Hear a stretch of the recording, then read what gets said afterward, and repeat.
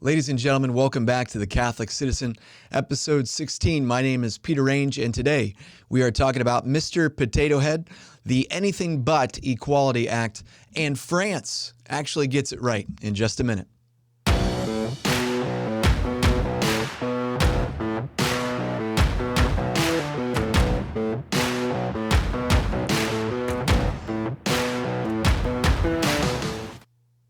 Hey friends, welcome back to The Catholic Citizen. I don't know how many people actually watch this show, but I have a great time doing this. So if you come back week after week to see what I'm talking about from this biased Catholic opinion, welcome home. It's great to have you. Today, as I mentioned, a lot of great topics to cover, a lot of very important things in the news that we need you to respond to immediately today. But before we do that, please immediately donate to Awaken Catholic.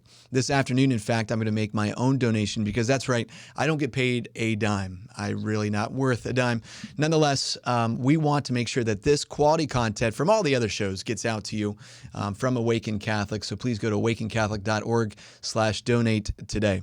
Secondly, there is a tremendous app, and I think Nick De La Torre, the founder of Awaken Catholic, is doing something special and unique here. He's creating an online Catholic community where we can talk about these very difficult subjects in love, in mercy, in truth, and we can treat each other with respect. Something that we don't always find on Facebook or Twitter or those other social media programs. Lastly, Casa Bea Cleaning. These are my favorite people here in Northwest Ohio. If I didn't live with my family, I would live with Casa Bea Cleaning because they're fantastic, great people. They do a great job cleaning your home or your business, whatever you need, especially during COVID-19. They'll make sure that your home or business is clean. Not only that, they're supporting this show in particular because we're pro-life. And so we want to support those organizations that are pro-life as well in our community. Please visit Casa Bea Cleaning today. All right, here we go. Number one, excited. You want to know what's on these pieces of paper. As you can see, it looks like there's nothing on them, but there is. There's things on this paper. Okay, here we go. Number one, Mr. Potato Head. Out of New York, Hasbro, the company that made the potato head shaped plastic toy for nearly 70 years now, is giving the spud a gender neutral new name. He's moving from Mr. Potato Head to Potato Head. Sign of the times.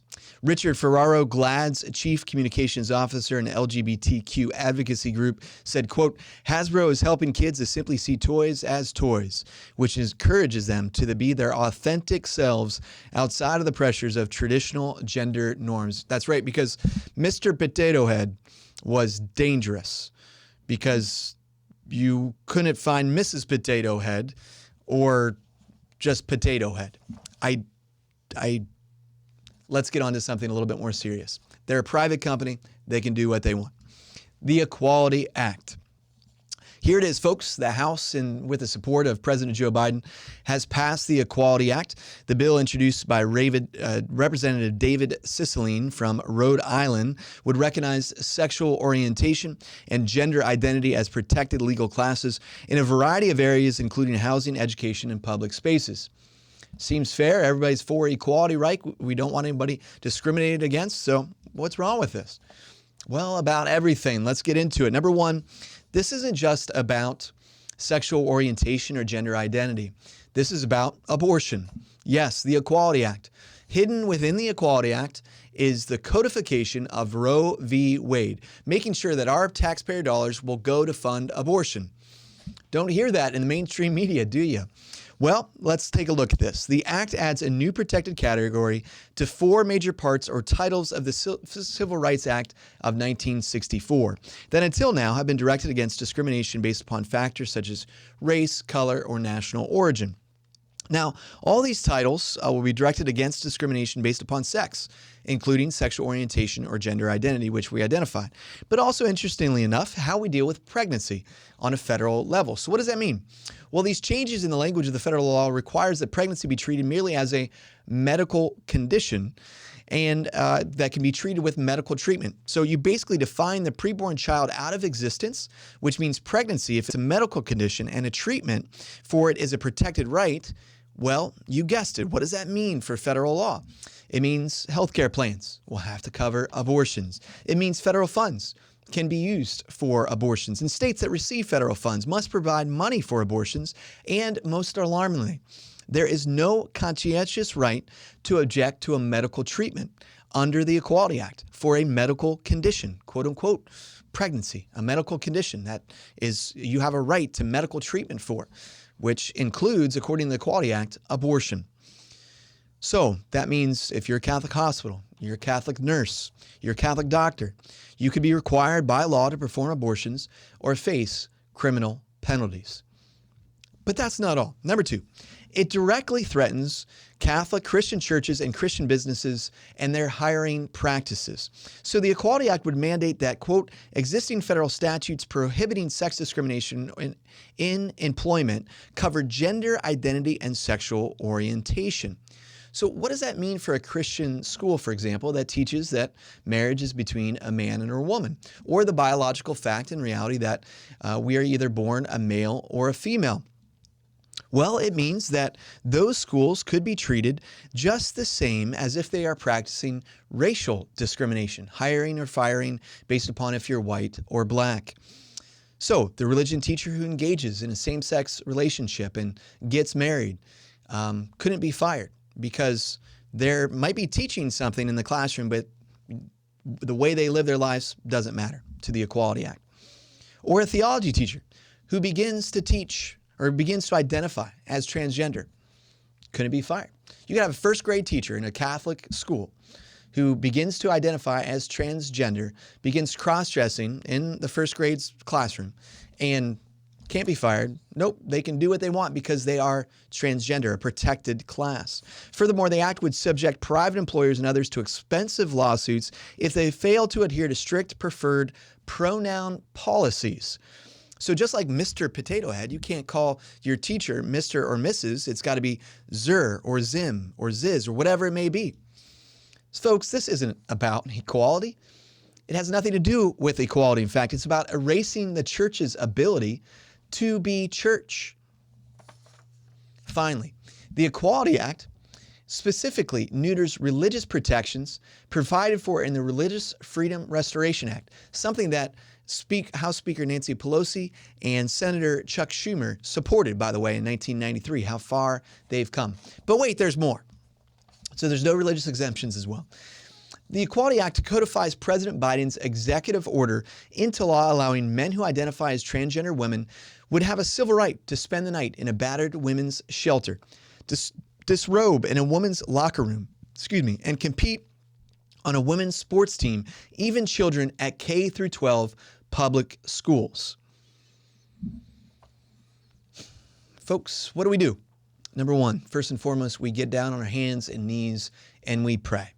We pray. This has already passed the House of Representatives, the Democratic-controlled House of Representatives. It has a chance to pass in the Senate. They have all the support of all 50 Democratic senators. So far, no Republican senators have voiced support, but all they need is 10. All they need is 10. Or they could change the rules and they can make it just based upon a majority vote, with Senator Kamala Harris being, the Vice President now, Ms. Harris, being the tie-breaking vote. So number two, after we pray, we have to make a phone call on this one. There's a lot of organizations out there that are sending, those e-blast alerts and everything. Those are great. Make your voice heard, but you have to pick up the phone and call your elected representatives on this one. Senator Brown and Senator Portman here in the state of Ohio, they need to hear from us on this one. And look, friends, we as Christians, we're called to embrace suffering. But I've been in some conversations with Christians that are like, oh, suffering's coming. We just have to get ready for it and prepare for it. Yeah, easier said than done, especially if you have a job where you're trying to pay for food on the table for your kids and everything like that. And if you speak up against these things, you're going to be fired. So we have an obligation to stand against this wickedness in the public square. The church's main role is the salvation of souls. And the church's also role then in public society is to create an environment where the human person can flourish, to lead to the salvation of souls.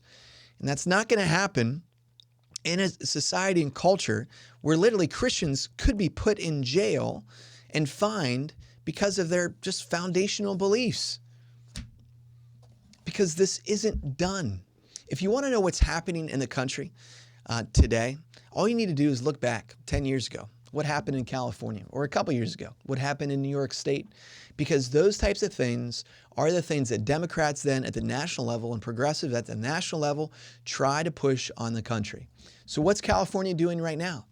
Well, California's Assembly is slated to consider a new bill requiring department stores' children's sections to be largely gender neutral in order to combat prejudice and judgment against gender non-conforming children.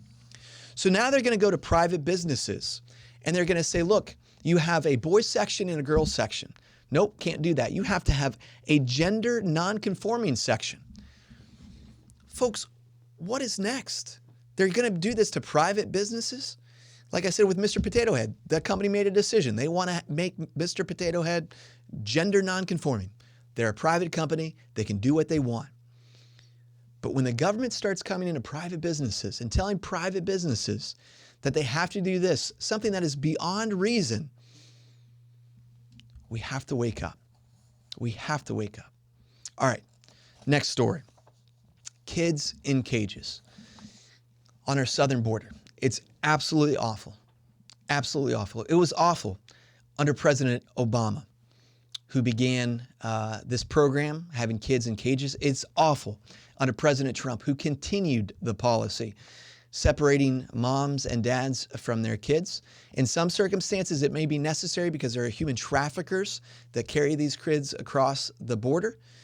But we need to work on reunification of family members and do it quickly on the border, okay? So as Catholics, we need to support and help immigrants in every way, shape, or form that we can. We have a duty and responsibility as Catholics to do that. You know, the Catechism is very clear on this, 2241, that the more prosperous nations are obliged to the extent that we are able to reach out with a helping hand to those seeking a better life. It doesn't mean we don't enforce border laws. We absolutely do that. It doesn't mean that, you know, we can't have laws or border agents. We need those things. We're a sovereign nation. But we're also called to treat people with human dignity and respect. So it was wrong under President Obama, it was wrong under President Trump, and it's wrong now under President Biden. Because the Washington Post, covering this story, President Biden has reopened one of the facilities that President Trump has used. This was the same facility that the Washington Post condemned President Trump for, quote, holding kids in cages. Now, this is how the Washington Post has described what President Biden is doing. That he has opened a migrant facility for children. I mean, what more do you need to know about our mainstream media? Under President Trump, again, ignoring that these cages began under President Obama and Vice President Biden, ignoring that to start with, telling us that President Trump was the one putting kids in cages. And then when it comes to President Biden now it's just a migrant facility for children. Wake up, America. All right, next story. Coca-Cola facing backlash after being accused of fostering an anti-white agenda in their online anti-racism training for employees, with some training materials that instruct participants to, quote, be less white. On Friday, a psychologist who described himself on Twitter as a former Democrat, unwoke activist, accidental commentator, posted screenshots from an alleged whistleblower at Coca-Cola. Quote, in the U.S. and other Western nations, white people are socialized to feel that they are inherently superior because they are white, read one slide. Research shows that by age 3 to 4, children understand that to be better is to be white. Following backlash for Be Less White materials, Coca-Cola published a statement Friday saying that the materials are not a focus of our company's curriculum, and committed to continue to refine its learning curriculum. So not a focus of their curriculum, but they're committed to refine it after this was pointed out.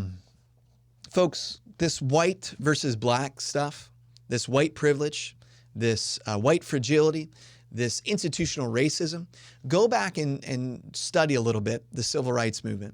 There were two strands of the civil rights movement that fought for equality. The first strand was the strand of Martin Luther King Jr., who told us that what is the most important thing about man is the content of his character.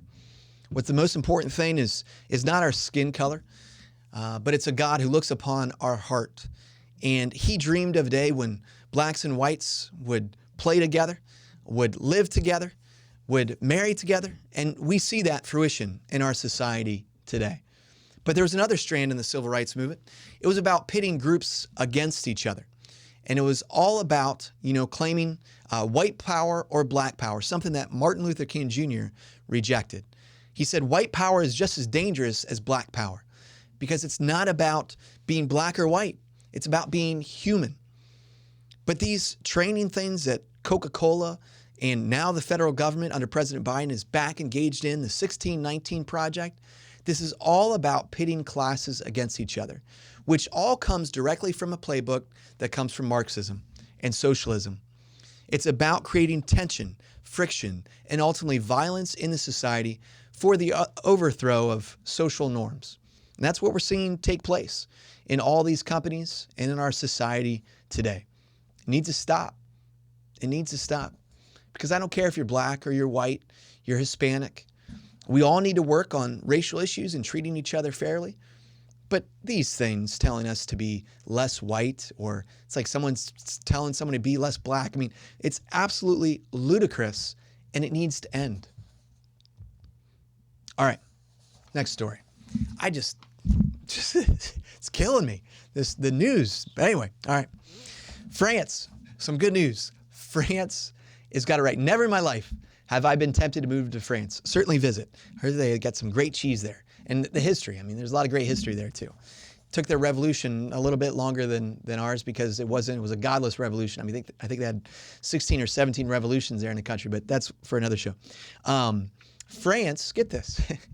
France has killed mail-in voting and voting machines from their next election because it is too easy to cheat, they said, in their Senate, an amendment on February 16, 2021.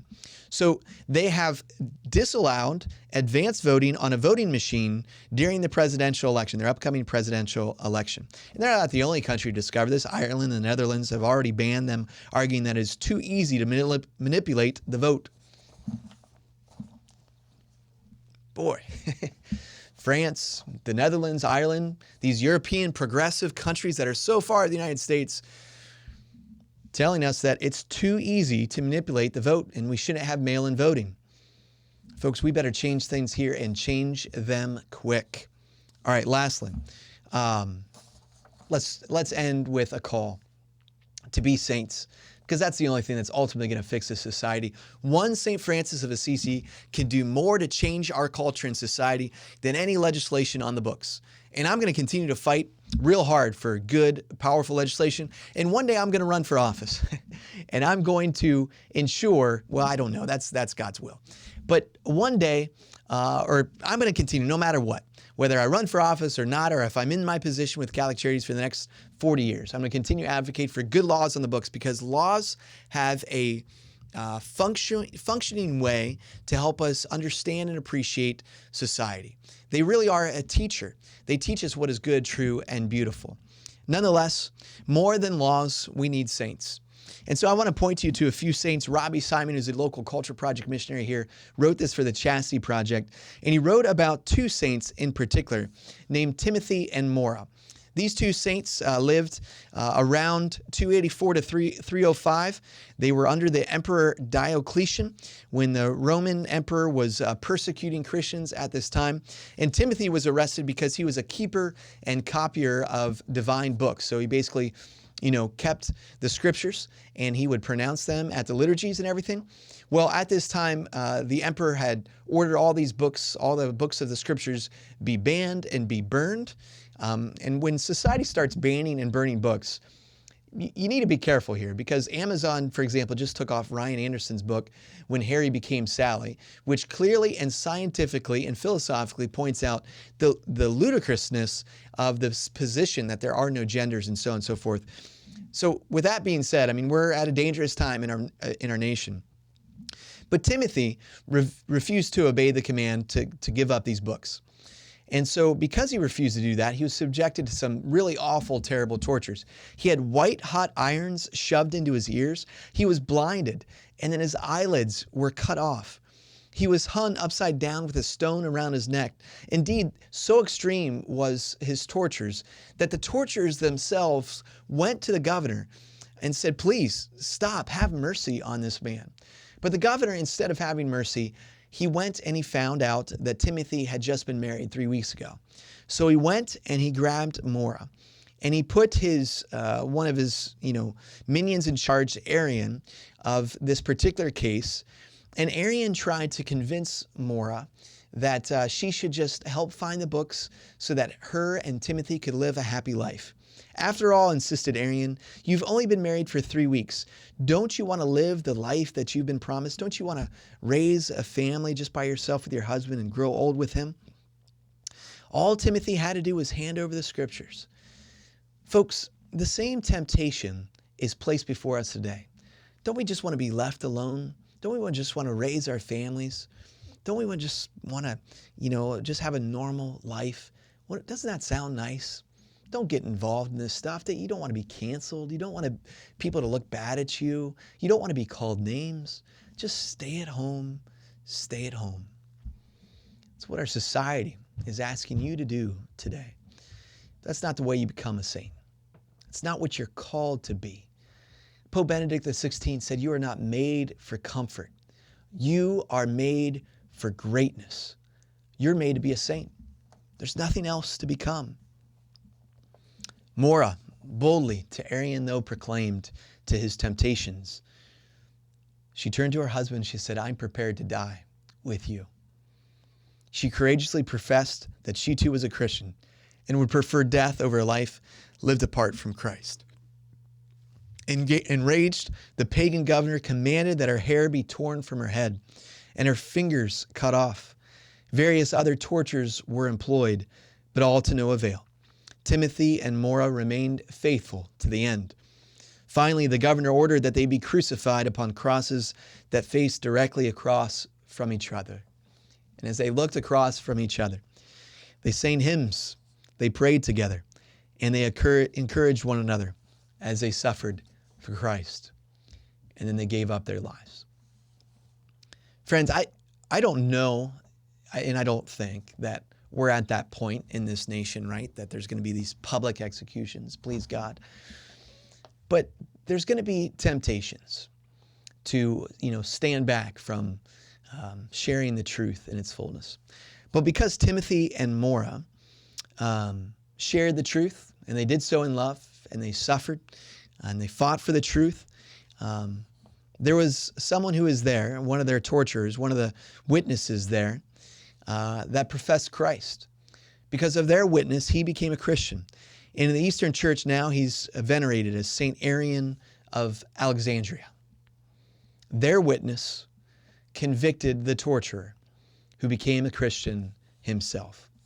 Friends, when you stand up for the faith, when you stand for truth and love and mercy, yes, there might be suffering that comes, but you give the courage and the boldness for others to stand with you. Today, as Catholic citizens, let us stand now more than ever before for the truth. Thank you so much. We'll see you next week on The Catholic Citizen. This show and all media on Awaken Catholic is made possible by the Awaken Nation and the Hallow app. The Awaken Nation is a community of people like you who support all things Awaken for as cheap as a cup of coffee a week and get access to exclusive content. Learn more by visiting awakencatholic.org/donate. Hallow is the only audio-guided Catholic prayer app focused on contemplative prayer and traditional Catholic meditation such as Lectio Divina, Daily Examen, and the Rosary. We here at Awaken all use Hallow every day and love it. To learn more or give it a try, visit hallow.app/awaken.